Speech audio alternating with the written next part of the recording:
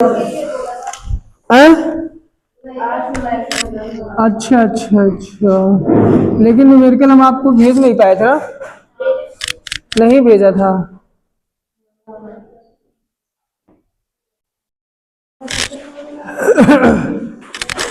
चलो हम करवा रहे हैं, फिर उन्हीं क्वेश्चन को भेज देंगे।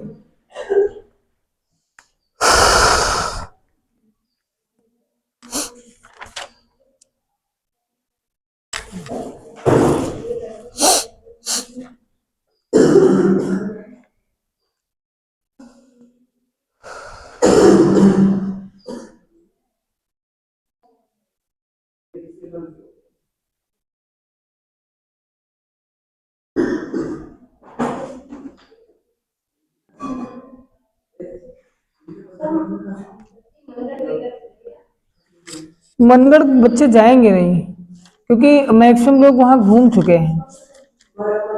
हाँ, इसलिए ज्यादा जाएंगे नहीं। हाँ, और नहीं, इतना दूर नहीं। ऐसा प्लेस चले जहां पे हर कोई घूम सके।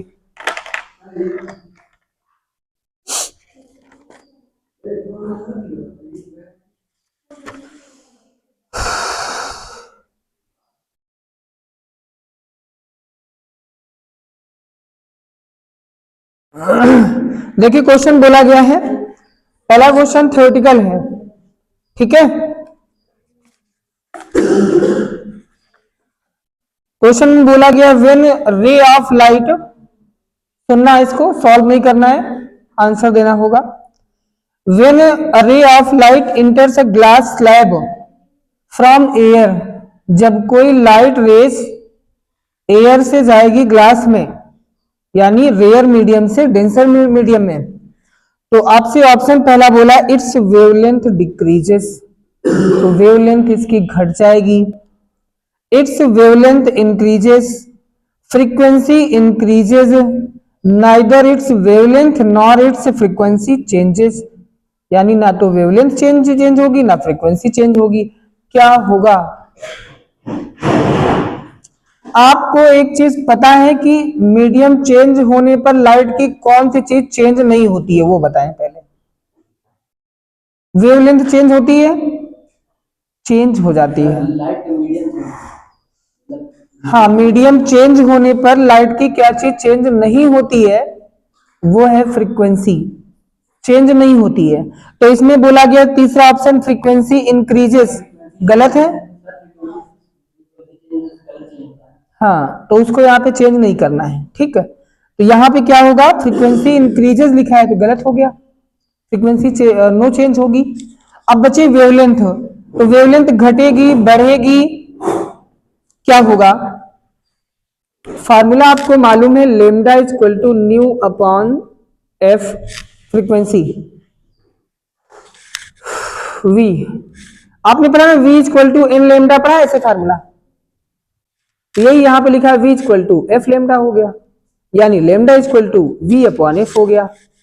तो आपको मालूम है एफ तो चेंज नहीं होगा, फिर कौन बचा है? वी और लेमडा बचा है। तो लेमडा चेंज होगा, मीडियम एयर से ग्लास में जाएगी। अब आप मुझे बताएं, यहां वेलोसिटी है और ये लेमडा है, रेयर से डेंसर में जाएगी तो वेलोसिटी पर क्या इफेक्ट पड़ता है, घटती है कि बढ़ती है? नहीं मालूम है। सबसे ज्यादा स्पीड ऑफ लाइट किसमें होती है? एयर में, यानी वैक्यूम में। जितना डेंसर मीडियम में जाएगी उतनी स्पीड ऑफ लाइट कम हो जाएगी। और यहाँ v और लेमडा डायरेक्टली है, प्रोपोर्शनल है, तो अगर v घटेगा तो लेमडा भी घटेगा। तो ग्लास में जा रही, ग्लास में जाने पर स्पीड क्या होगी, कम हो जाएगी, तो वेवलेंथ क्या होगा, कम हो जाएगा, ठीक है। तो इन चीजों को ऐसे समझना, रटना नहीं है। नेक्स्ट क्वेश्चन क्या कहता है, in Young double slit experiment the separation between the slits, slit की सेपरेशन डिस्टेंस किससे लिखते हैं? स्मॉल डी से।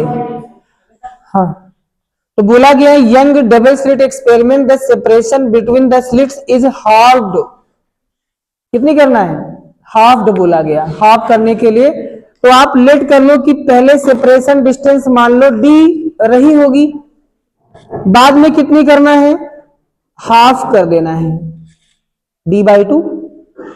और क्या बोला है, and the distance between the slits and screen, slit से स्क्रीन की डिस्टेंस किससे लिखते हैं, बड़का डी, हाँ बड़का डी कैपिटल डी, तो वो बोला गया है डबल्ड, डबल हो जाएगी। तो यानी कैपिटल D1 आप मान लो पहले कैपिटल डी थी, बाद में कितना करना है 2D, डबल हो गई। तो आपसे बोला गया इस कंडीशन में the fringe width is, fringe width कितनी होगी, पहला ऑप्शन है अनचेंज्ड, कोई चेंज नहीं होगी। दूसरा बोला है हार्ड यानी हाफ हो जाएगी। तीसरा बोला है डबल्ड, और चौथा बोला है क्या लिखा, क्वाड्रुपल्ड। क्वाड्रुपल्ड क्या होता है, यानी 4 गुना। अगर क्वार्टर्ड लिखा होता तब होता यहां चौथाई, तो क्वाड्रुपल्ड मतलब हो गया 4 गुना। देखते क्या आएगा, आपको मालूम है फ्रिंज विड्थ, फ्रिंज की चौड़ाई का आपने जो फार्मूला पढ़ा था W equal to d lambda upon small d, ये आपने पढ़ा था। अगर मान लो इसी से हम फार्मूला बना लें W1 equal to D1, lambda की बात उसने नहीं किया है, वेवलेंथ वही है, सिर्फ कैपिटल डी और स्मॉल डी को चेंज किया है, तो इसको सेम रखना है D1। दूसरी कंडीशन के लिए क्या बनेगा, D2 lambda upon small d2 हो गया। हमसे W2 पूछा है, चलो W2 को W1 से डिवाइड कर दो यहां पे, तो W2 की वैल्यू हो जाएगी D2 lambda upon small d2, divide कर दो ऊपर वाले से तो ये उलट जाएगा मल्टीप्लाई में, D1 upon capital D1 lambda, lambda से लेमडा तो कैंसिल हो जाएगा, D2 कितना है 2D है। जैसा क्वेश्चन में बोला हमने वैसा ही लिखा था इसमें, और ये करने के लिए तो ये शॉर्टकट में हो जाता है बस फार्मूले देख करके ही, लेकिन चूंकि समझाना है इसलिए पूरा लिखना पड़ेगा हमको। D2 कितना बोला है, D/2, 2 चला गया ऊपर, स्मॉल D1 स्मॉल D है, D1 बस, तो स्मॉल डी ये कैंसिल हो गया, कितना आया, तो W1 इधर ट्रांसफर कर दो, फ्रिंज विड्थ कितनी हो जाएगी 4 गुना हो गई, यानी पहले W1 थी तो अब कितनी हो गई 4 गुना हो गई। तो ये ऑप्शन है, यानी फोर्थ ऑप्शन होगा आपका। क्वेश्चन नंबर ये 22 था।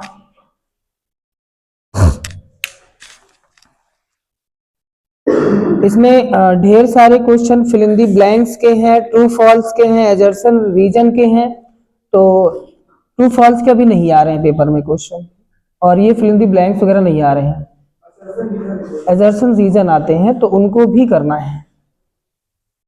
नहीं आप सोचो कि डायरेक्ट 22 से क्यों स्टार्ट हुआ, 1 से क्यों नहीं स्टार्ट हुआ, तो 1 से लेके यहाँ पे 19 तक क्वेश्चन टोटल यही है, true false, fill in the blanks, assertion reason. Note कर लीजिए, फिर नेक्स्ट क्वेश्चन देखते हैं।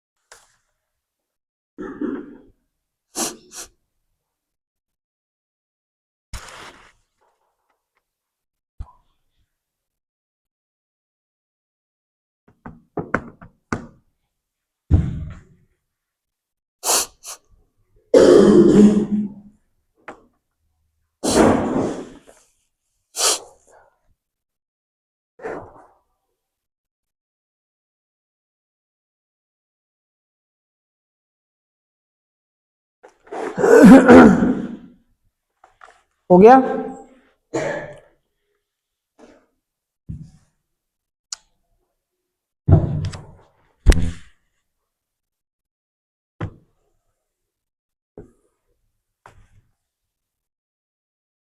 भोले शंकर।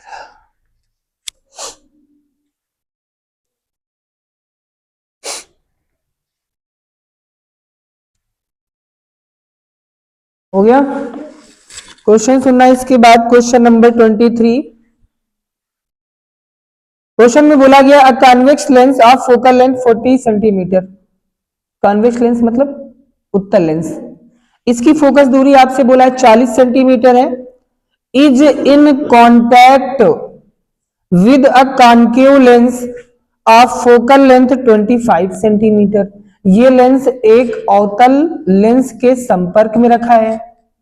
दोनों की फोकस दूरी मालूम है, कॉन्वेक्स की 40 सेंटीमीटर और कॉन्केव की 25 सेंटीमीटर है। The power of the lens combination is, तो उनके कॉम्बिनेशन की पावर ऑफ लेंस क्या होगी?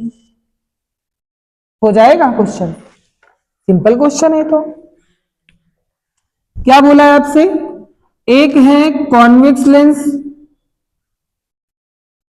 और इसी के कांटेक्ट में रखा है कॉन्केव लेंस, ये हो गया। रिजल्टेंट लेंस कैसा है? ऐसा है ना, ये बन रहा है। इसका पहला सरफेस आप देख रहे हो कैसा है, कॉन्वेक्स है। दूसरा सरफेस इधर से लाइट रेज जाएगी तो ये भी कॉन्वेक्स पड़ेगा।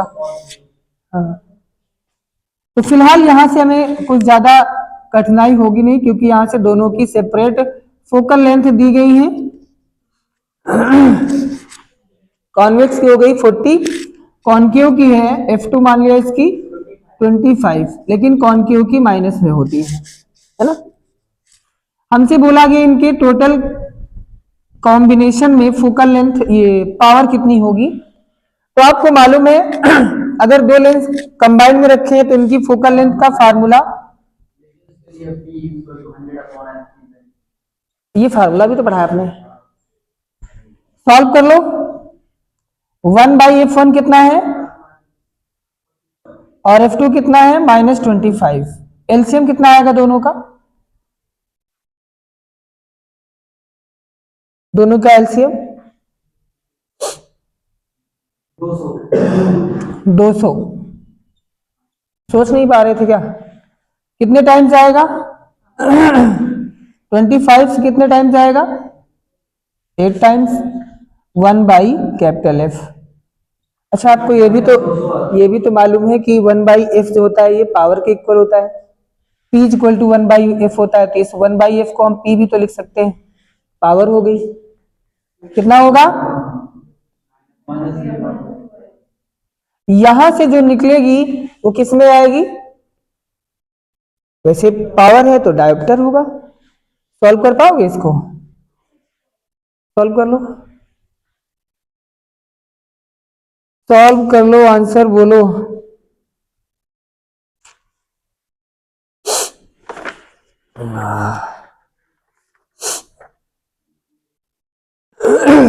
इसमें सारी की सारी जो आंसर जो आ रहे हैं वो मीटर से आ रहे हैं, यानी इनको रखना पड़ेगा मीटर में। सेंटीमीटर जो थे, ऑप्शन आपके मिलेंगे मीटर में, इसको कन्वर्ट करने के बाद मिलेंगे।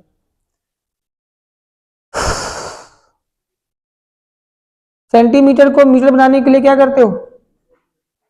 हाँ, 100 से डिवाइड,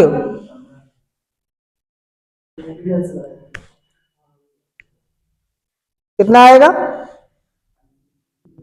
तो यहीं पे आप अगर काम कर लो तो काम हो जाएगा।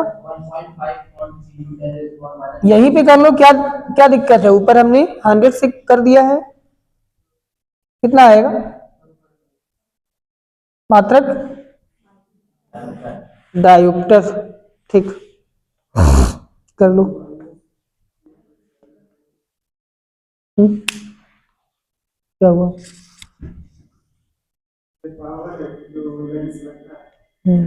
लेंस की पावर का मात्रक जो होता है, क्षमता का मात्रक, वो डायोप्टर होता है।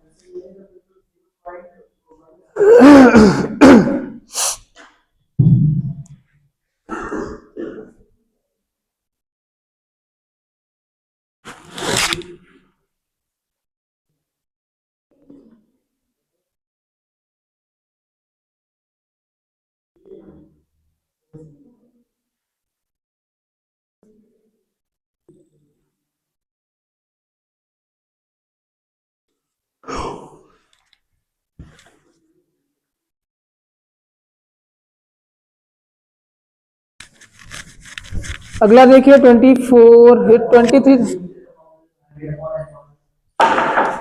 Power P is equal to 1/f होता है अगर यहाँ फोकल लेंथ मीटर में है, ठीक है, और अगर सेंटीमीटर में है तो ये 100/f हो जाएगा,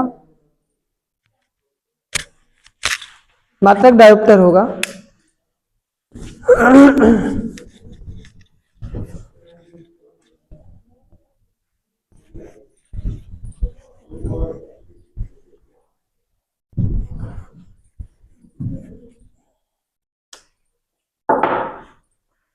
नेक्स्ट क्वेश्चन, कहाँ चला गया यार। हाँ, क्वेश्चन नंबर 24 में बोला गया है, पहले ध्यान से सुनना। 1983 के क्वेश्चन है ये। A ray of light from a denser medium strikes a rare medium, एक लाइट रेस सघन माध्यम से स्ट्राइक कर रही है विरल माध्यम पर, at an angle of incidence i, i angle पे इंसिडेंस हो रही है। The reflected rays and refracted rays, इसमें परावर्तित किरण भी है, अपवर्तित किरण भी है, दोनों जो एंगल बना रही है वो 90 डिग्री बना रही है। पोलराइजेशन ऑफ लाइट में बताया था, है ना, दोनों परपेंडिकुलर होती हैं, प्रूव भी किया था इसको। With each other the angles of reflection and refraction, तो रिफ्लेक्शन एंगल जो है वो आर है और रिफ्रैक्शन एंगल आर डैश है। द क्रिटिकल एंगल इज, क्रांतिक कोण कितना होगा, फिगर भी इसमें बना हुआ है। ये ग्लास स्लैब हो गया, एक लाइट रेज आती है, एयर से आ रही है ग्लास में, यानी एयर से ग्लास में, रेयर मीडियम से डेंसर मीडियम में। ये हो गया नॉर्मल, ये हो गया रिफ्लेक्शन, ये हो गया रिफ्रैक्शन। इंसिडेंट एंगल आई बोला है, रिफ्लेक्शन एंगल आर बोला है और रिफ्रैक्शन एंगल आर डैश बोला है। ये फिगर बना हुआ है इसमें। बस फिर पूछा है कि क्रांतिक कोण कितना होगा। ऑप्शन अगर सुनना चाहो, अगर आपको आ रहे हो तो sine inverse tan r, sine inverse tan r dash, sine inverse cot i, tan inverse sine i. आपको ये चीज मालूम है, अगर ये लाइट रेस आपतित किरण, ध्यान से समझना, क्वेश्चन कठिन नहीं होते हैं, नीट जेई है कठिन चीज, लेकिन अगर आपको कॉन्सेप्ट क्लियर है तो क्वेश्चन आसान होते हैं। जो जितना कठिन क्वेश्चन दिखेगा वो उतना ही आसान होता है। तो यहां पे ये इंसिडेंट एंगल आई है और ये परावर्तित कोण है आर है। आपने परावर्तन के नियम में पढ़ा है, आपतन कोण और परावर्तन कोण हमेशा बराबर होते हैं। तो यहां से आपको मालूम है आई और आर इक्वल होंगी होंगी। ये बोला गया परावर्तित किरण और अपवर्तित किरण 90 डिग्री पे है, तो इन तीनों एंगल का सम 180 होगा, यानी आर 90 और आर डैश, ये सब मिला के हो गया 180। यहां से आर डैश कितना हो जाएगा, होगा कितना बचेगा, ये हो गया आर डैश। इस पॉइंट ओ पर लगा दीजिए Snell's rule, using Snell's rule, यानी अपवर्तन के नियम वाला। कहां पे लगाना है, एट ओ, ओ पर लगा देना है। क्या होता है, sine of incident angle upon sine of refraction angle, refraction angle क्या है r dash, is equal to n होता है। यहाँ पे मीडियम अलग अलग है तो हम एयर का रिफ्रैक्टिव इंडेक्स मान लेते हैं n1 है और इसका ग्लास का n2 मान लिया। यहां हो जाएगा n2 बाई n1, जहां जाती है पहले उसका रिफ्रैक्टिव इंडेक्स अपॉन में जहां से गई हो, n2 बाई n1 यही होता है हमारा n होता है, तो इसको तो लेना नहीं, इसी से करना है हमको। इसको अगर हम क्रॉस मल्टीप्लाई करेंगे तो क्या होगा, n1 sine i is equal to n2 sine r dash हो गया। यहां से आपको मालूम है आई की वैल्यू आर के इक्वल है, तो आई हमारा आर हो गया और आर डैश कितना है 90 माइनस आर, यानी दोनों को हमने सेम एंगल में कन्वर्ट कर लिया। ऐसा क्यों किया है, क्योंकि ऑप्शन में हमने देखा सारे के सारे जो ऑप्शन है उसमें आर के टर्म्स में ऑप्शन दिख रहे हैं, इसलिए आर में कन्वर्ट कर दिया हमने। अब यहां से आपको मालूम है साइन 90 माइनस थीटा क्या होता है कॉस आर हो गया, n1 साइन आर हो गया। क्रांतिक कोण जो होता है वो आपको पता है n बराबर 1 अपॉन साइन सी होता है, यह sine c is equal to 1 by n होता है, पता है ना। और n इज इक्वल टू हमने लिखा n2 बाई n1 होता है, तो यहां से अगर n2 बाई n1 फाइंड करोगे तो कितना आएगा n2 बाई n1, ये cos r इधर ले आओ अपॉन में आ जाएगा, sine r by cos r कितना हो गया tan r बन गया, ठीक। और यही हमारा आपको पता है क्रांतिक कोण होता है कितना, बोलो क्रांतिक कोण का सूत्र, क्रिटिकल एंगल, सारे छोटे छोटे फार्मूले यूज हो रहे हैं। क्रिटिकल एंगल होता है sine c is equal to 1 by n, और n की वैल्यू आपको पता है n की वैल्यू n2 बाई n1 है, तो 1 बाई n कितना होगा n1 बाई n2 हो जाएगा, इसका उल्टा। यहां n2 बाई n1 की वैल्यू है हमारे पास tan r, तो n1 बाई n2 की वैल्यू क्या होगी 1 अपॉन 10 हो जाएगा उल्टा। अगर आपको ऐसे नहीं आ रहा है तो ले हम डायरेक्ट लिख देते हैं, n की वैल्यू अभी हमने आपको बोला था n2 बाई n1 है और n2 बाई n1 हमारे पास वैल्यू कितनी है tan r है, tan r कितना हो जाएगा ये cot r हो गया, तो c इज इक्वल टू कितना होगा, साइन उधर भेज दो तो साइन इनवर्स हो गया,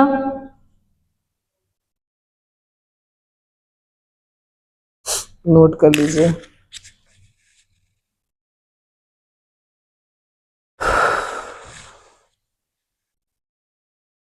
लेकिन इसमें आंसर साइन इनवर्स कॉट आई के टर्म्स में है, आंसर देखते क्या है।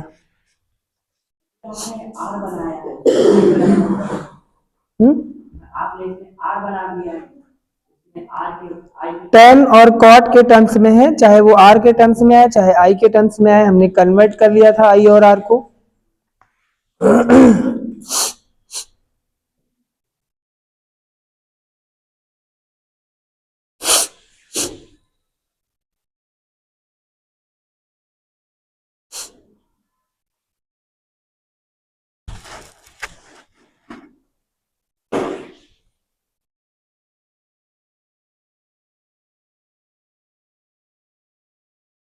सही है, यहाँ पे हमने उल्टा लिख दिया थोड़ा सा। ये जो हमारा बना है इसको यहां से हटा देते हैं इतना।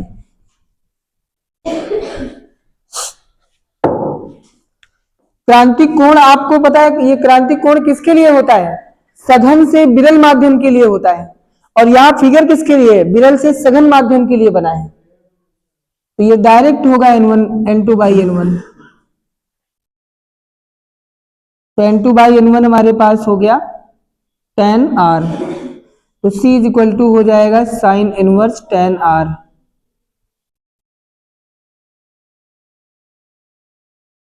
जी आंसर है इसमें।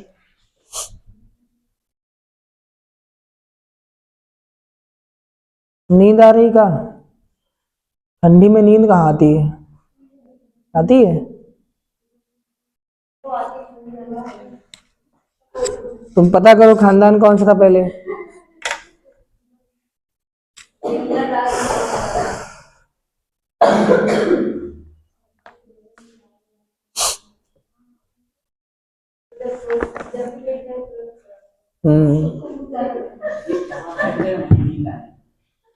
ऐसा नहीं, इतनी नींद नहीं आती होगी। अच्छा लेकिन एक चीज है भी, आपकी एज में नींद भी बहुत आती है। नहीं नहीं, आपकी एज में नींद बहुत आती है। जैसे जैसे एज बढ़ती है ना वैसे वैसे नींद नहीं आती। फिर रियल बात है, मम्मी से पूछना आपकी एज में उनको भी नींद बहुत आती रही होगी। अब उनकी एज नहीं है ना वो। आप भी जब उस एज में जाओगे तब आपको भी नहीं आएगी।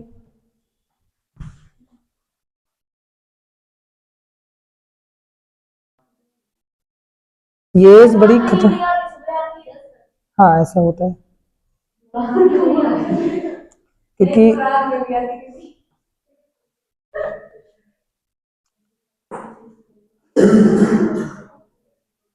यही एज खतरनाक है, यही एज अच्छी भी है। इस एज को आंधी तूफान की एज बोलते हैं। नहीं इसको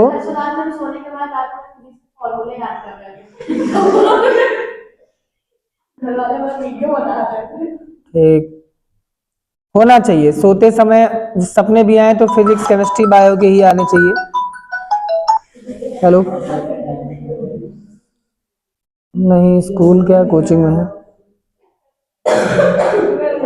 वापसी होगी शाम तक 4-5 बजे तक। ठीक।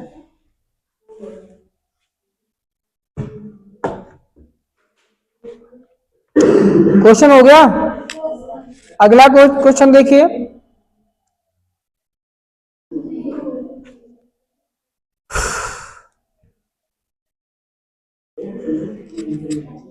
देखिए नेक्स्ट क्वेश्चन जो पूछा गया है, नोट कर रहे हैं तो नोट करते रहिए और सुनते रहिए। दो बोला गया दो two coherent monochromatic light beams. Coherent मतलब कला संबद्ध स्रोत, लिखवाया था इसको इधर। Two coherent monochromatic light beam of intensities i and 4i are superposed, यानी आई और 4i इंटेंसिटी की दो लाइट रेज हैं, ये सुपरपोज करती हैं यानी कि अध्यारोपण करती हैं, ओवरलैपिंग करती हैं। The maximum and minimum possible intensities in the resulting beam are. इनकी मैक्सिमम और मिनिमम पॉसिबल इंटेंसिटीज क्या होंगी? नहीं मालूम? अरे फार्मूले आपके पास सारे हैं। आई मैक्स, यहां पे इंटेंसिटी दो दी गई ना, गिवन क्या है? I1 इक्वल टू कितना दिया है? आई और हाँ आई और 4i। I1 है आई और I2 कितना है? 4i। ये दिया हुआ है। आई मैक्स आपने कितना पढ़ा था? नहीं मालूम। √I1 प्लस √I2, याद है? और अगर एम्पलीट्यूड के टर्म्स में लिखोगे तो A1 प्लस A2 का होल स्क्वायर। हमने एम्पलीट्यूड के टर्म्स में क्यों नहीं लिखा? क्योंकि यहां हमारे पास I1 I2 गिवन है, इसलिए आयाम के पदों में नहीं लिखा। मिनिमम का फार्मूला भी आपको पता है, सिंपल, ये माइनस में हो जाएगा। अब सॉल्व होगा, सॉल्व कर लो। √I1 कितना है? I है, और I2 कितना है? 4i हो गया होल स्क्वायर। ये हो गया √I और 4 हमारा 4 का रूट हो जाएगा 2, √I हो गया होल स्क्वायर। ये 2√I है, ये √I है, कितना हो जाएगा? 3√I है ना। ये 1√I है, ये 2√I है। तो 3 रूट आई हो जाएगा। स्क्वायर करोगे तो 3 का स्क्वायर 9 और रूट आई का आई हो गया। मिनिमम निकाल लोगे ऐसे ही है, मिनिमम निकाल लोगे ऐसे ही, बस बीच में माइनस डायरेक्ट लिखें 2 रूट आई।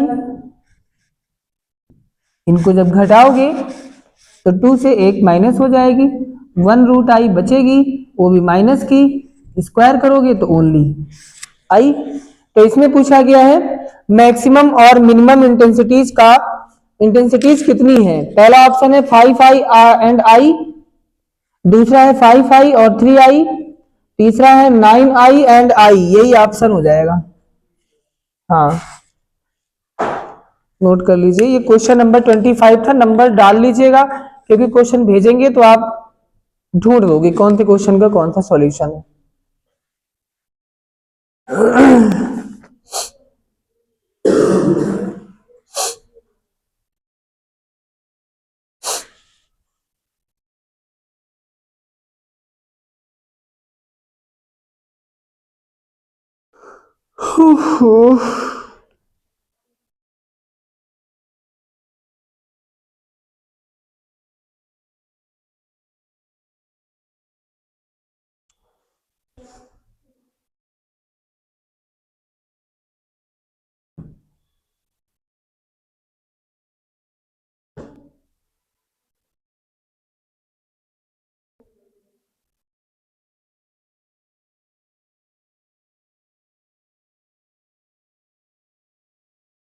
एक क्वेश्चन जो इसमें 26 नंबर है, ये क्वेश्चन कई बार नीट में आ चुका है।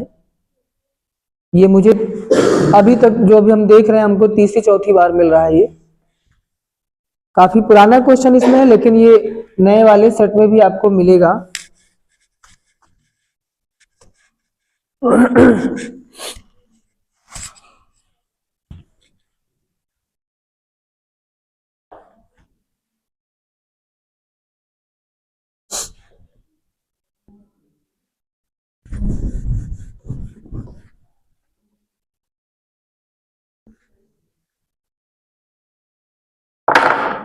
हाँ क्वेश्चन ध्यान देना,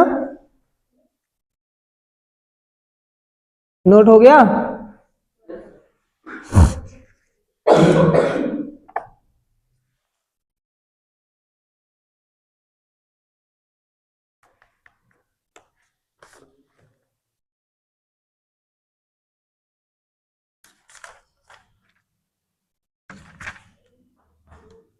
ट्वेंटी 26 नंबर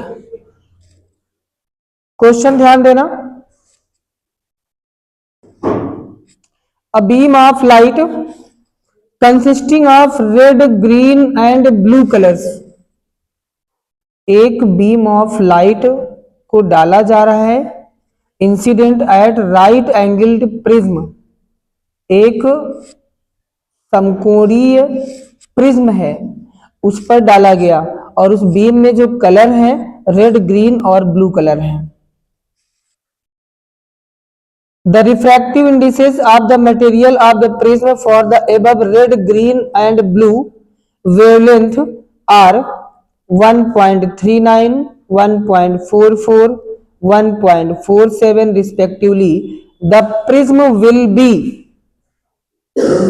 ऑप्शन क्या बोला है पहला, separate the red colour from the green and blue colours, red colour जो होगा वो सेपरेट कर देगा ग्रीन और ब्लू कलर्स को, ठीक।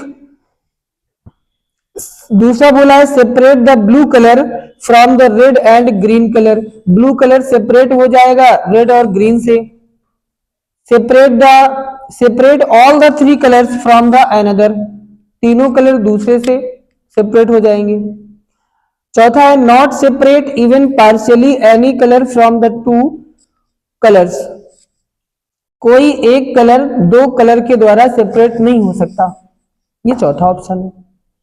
फिगर इसमें बना हुआ है छोटा सा, ये बना है राइट एंगल प्रिज्म और यहां से डाली जा रही है लाइट रेज को,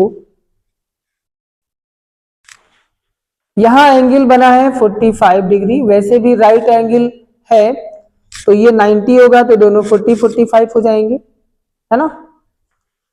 एक चीज हमेशा ध्यान दो, अगर राइट एंगल ट्रायंगल है प्रिज्म, तो यहां से लाइट बीम डालोगे तो रिफ्लेक्ट हो जाएगी, रिफ्रैक्ट नहीं होगी।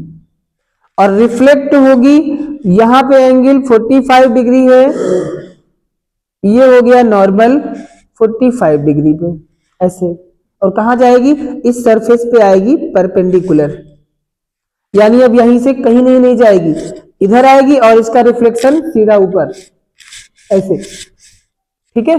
कितने डिग्री पे हुआ है, और ये कंडीशन होती है टोटल इंटरनल रिफ्लेक्शन की, पूर्ण आंतरिक परावर्तन की। जब कोई लाइट रे सघन माध्यम से विरल माध्यम में जाती है तब ऐसा होता है।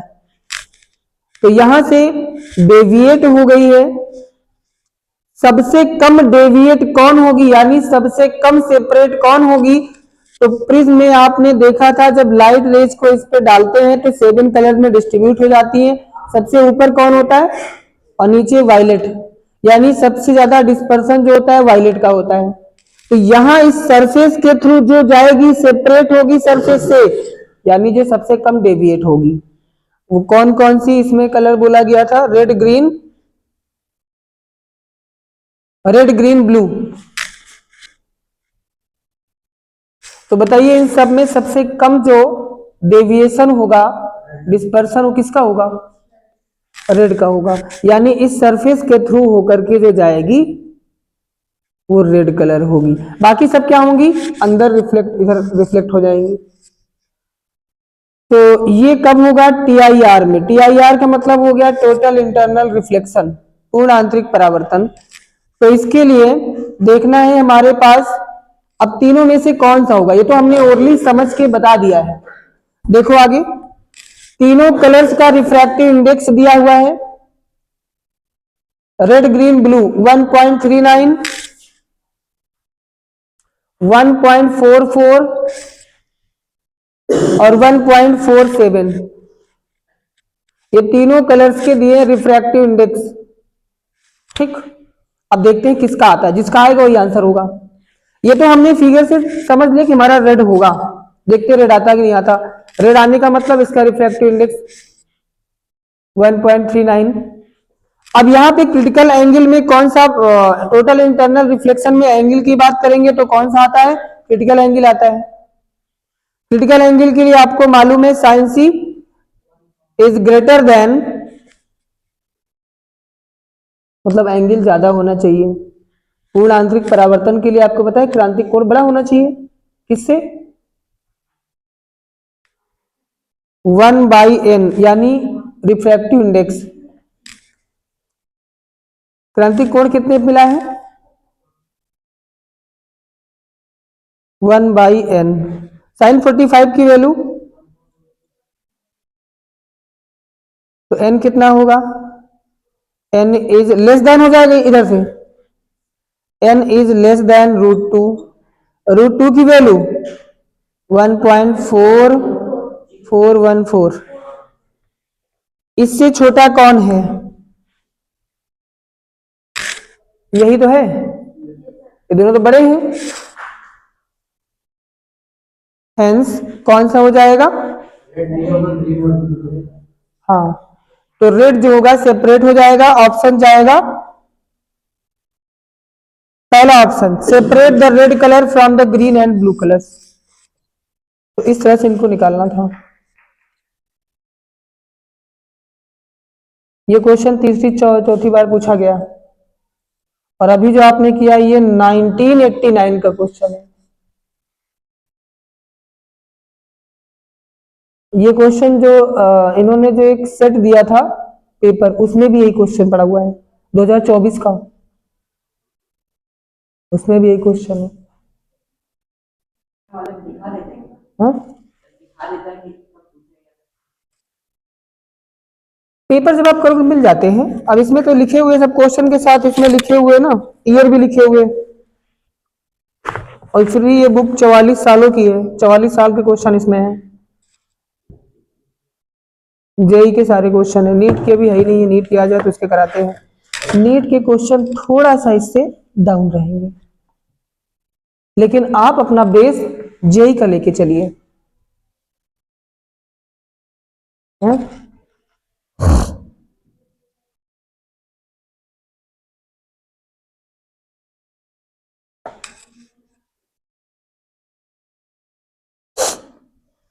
क्वेश्चन नंबर 26 था ये।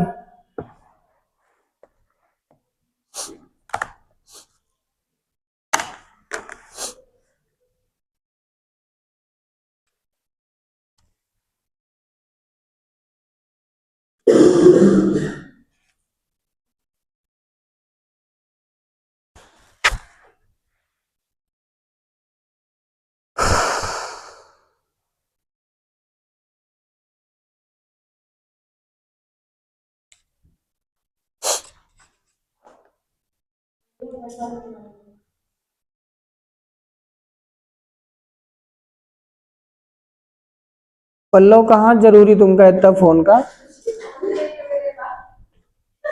अगला क्वेश्चन 27, हाँ 27 नंबर देख लो।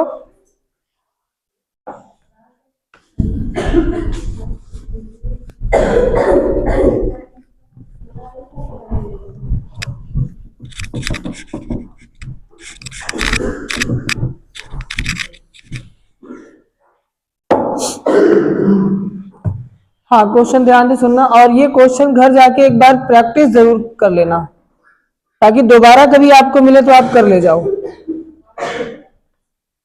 और निश्चित तौर से आपको पेपर में मिलेंगे क्वेश्चन, इन्हीं में से मिलेंगे और एग्जैक्ट क्वेश्चन मिलेंगे, सारे नहीं मिलेंगे लेकिन मैक्सिमम क्वेश्चन मिलेंगे आपको। पैटर्न नहीं देखना, बहुत सारे क्वेश्चन सेम मिलेंगे विद लैंग्वेज विद वैल्यू। आगे देखना question, N astronomical telescope, telescope का क्वेश्चन। ए झूलेलाल क्या झूल रहे हो है? देखो क्वेश्चन सुनो, एन एस्ट्रोनॉमिकल टेलीस्कोप पढ़ा है ना आपने, has an angular magnification of magnitude 5 for object, यानी दूर की ऑब्जेक्ट के लिए एस्ट्रोनॉमिकल टेलीस्कोप का मैग्निफिकेशन जो मैग्नीट्यूड है वो 5 है, आवर्धन क्षमता 5 दी गई है। अगर आपने पढ़ा है तो रियल में आप बताइए मैग्निफिकेशन पावर का फार्मूला क्या था एस्ट्रोनॉमिकल टेलीस्कोप का। दूर की ऑब्जेक्ट के लिए दो केस लिखाए थे ना, एक लिखाया था जब स्पष्ट दृष्टि की न्यूनतम दूरी पे बन रहा हो, और दूसरा था जब अनंत पे बन रहा हो। तो इसने पूछा है फॉर ऑब्जेक्ट के लिए, अनंत पर जब ऑब्जेक्ट हो तब m equal to f o upon f e था, f o upon f e ये दिया है 5। आगे ध्यान दो, the separation between the objective and the I piece, objective और आई पीस ये लेंस के नाम थे ना, इन दोनों की जो सेपरेशन डिस्टेंस है 36 है, और हमने बोला था दोनों लेंसों के जो बीच की दूरी होती है वो दूरदर्शी की लंबाई होती है, यानी लेंथ ऑफ टेलीस्कोप, और टेलीस्कोप की लेंथ बोला था f o plus f e infinite के लिए, and the final image is formed at infinity, बोला ना कि फाइनल इमेज इन्फिनिटी पे बनती है, तो वही formula f o upon f e, f o plus f e. The focal length f o of the objective and focal length f e of the I piece, बोला है अगर अभिदृश्यक lens की फोकस दूरी एफ ओ हो और नेत्रिका lens की फोकस दूरी एफ ई हो तो दोनों की वैल्यू कितनी होंगी, अलग अलग निकालना है। पहले आपसे बोला गया है magnification of telescope for object, ये दोनों फॉर में डिफरेंस है, ये एफ ओ आर है ये एफ ए आर है, ठीक। एफ ए आर का मतलब अनंत दूर वाला, ठीक। इसके लिए m is equal to formula होता है f o upon f e, कितना दिया है 5 दिया है, एंड लेंथ ऑफ टेलीस्कोप कौन सा? Object at infinity.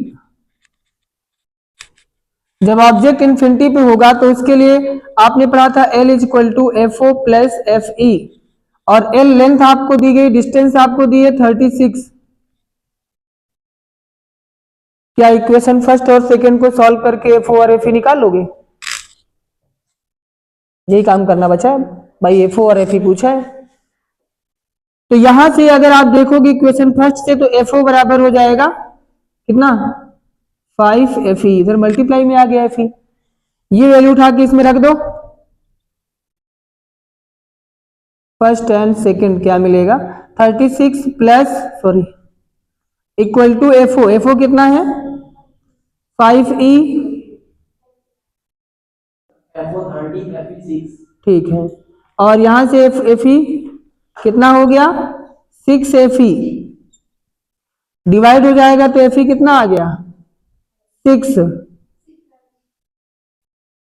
सेंटीमीटर। वैसे सेंटीमीटर नहीं है, इसमें बड़े होते हैं। और आप बताएं टेलीस्कोप में कौन सा लेंस बड़ा होता है, ऑब्जेक्टिव या आईपीस? ऑब्जेक्टिव बड़ा होता है। ये किसकी नेत्रिका की? तो सेंटीमीटर में लिखा मैंने। दूसरा क्या होगा? F o is equal to कितना होगा? यहां लिखा 5 एफ ई, तो 5 एफ ई की वैल्यू आई है 6, कितना होगा? 30 सेंटीमीटर।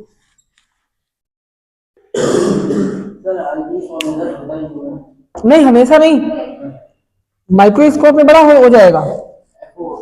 हाँ, आईपीस बड़ा हो जाएगा माइक्रोस्कोप में, और इसमें एफओ बड़ा होगा। हो गया? क्वेश्चन नंबर 27 हो गया ये।